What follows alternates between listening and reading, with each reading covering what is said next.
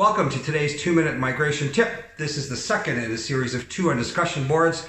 Today we're talking about formats. First off, we know that learning is not linear. Even though we are in a digital domain, and I talk about how you need to lay it out in a linear fashion, how people learn is not linear. See the link below. Therefore, when we've got 3 or 4 discussion threads, instead of waiting all the way through, why not lay them all out at the beginning and let people comment as they need be? Now, you might say that, okay, we're talking about this at this time and this at this time. So why lay them all out? Well, one, because you're going to spark interest. The idea is to get people to use the boards. So if I'm taking, especially a mandatory course, there at least might be 1 or 2 out of 5 that will trigger me. It's also going to get students thinking about future discussions and maybe even start doing some self-study outside of your self-study.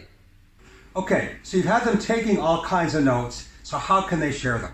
Can your portal allow them to upload documents other than just writing a comment?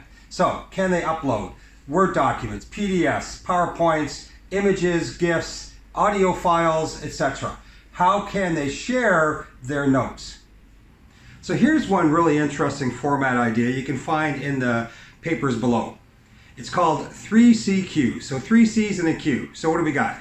First C is compliment. So they're going to compliment on the initial post. This doesn't mean they have to agree, but at least compliment or appreciate the point of view. Second is comment, which is their response. Third is the connection. How does their response connect to the initial post? And then 4 is to end with a question.